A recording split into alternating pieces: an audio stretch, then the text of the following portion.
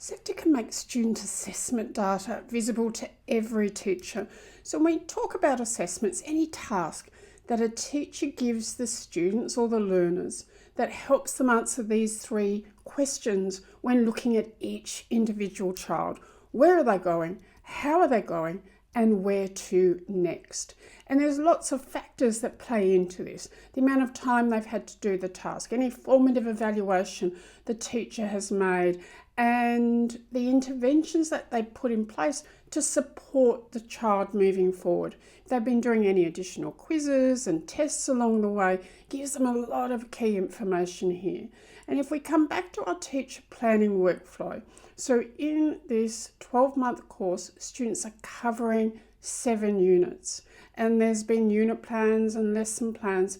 And then there is the assessment.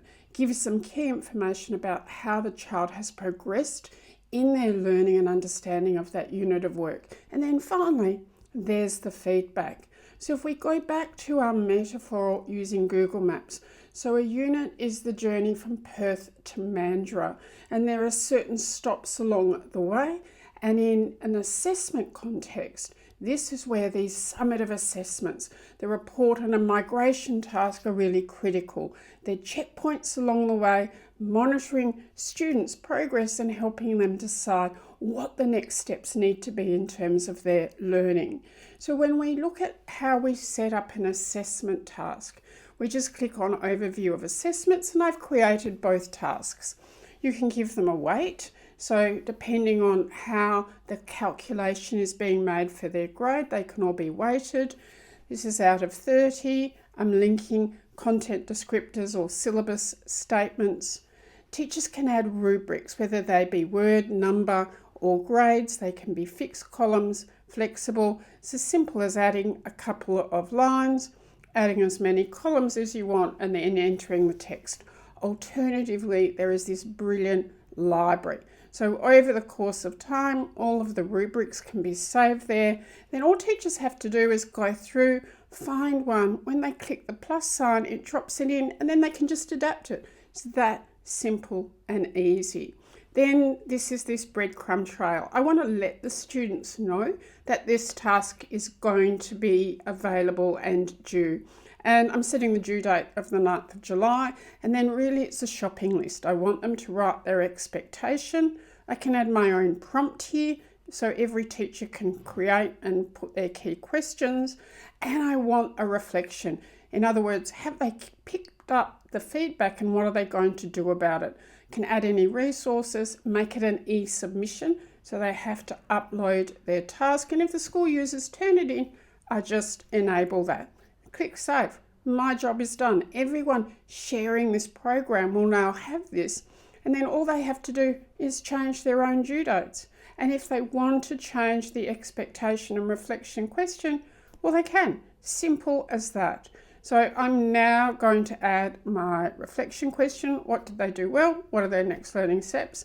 I want to enable e-submission. Save, done. So everyone now has access to it. And when I've done that, just go and check my marks. Well, all ready for me now to enter the marks for these students.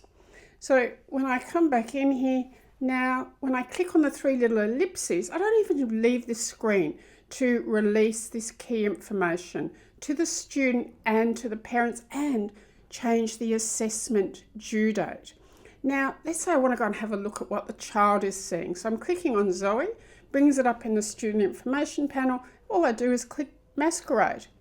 Come to Assessments, Year 6 HAS, and this is where Zoe will enter her expectation and decide on a smiley face, star rating, and the expected score. And here is where she'll just upload her task electronically straight to the teacher. Really simple and easy. And then if I come back to the student information panel and this time click on SEQTA Engage, I come to mum and dad's site. Well, actually this is mum's site. So because the child hasn't entered any information yet, the parent's not seeing it, but it's all there ready for them once that's entered. And then finally, what does this actually look like in a marks book? So here's my Year 9 Science, completely filled marks book. The dots show me that there is now feedback. When I click on focus mode, I get a heap more detail, can mark on the rubric teacher feedback. I can do audio, video, or screen recording feedback. I can see the child's reflection. And now I'm the orange class here. And if I want to, I can release all of that. But instead of doing it there, I can just release the feedback and hold the mark back if I want to, or release them both. And then all I have to do is come and click on Student Information Panel, Masquerade. So you can go and look at any child or parent's portal, click on Atomic Structure, and here it is.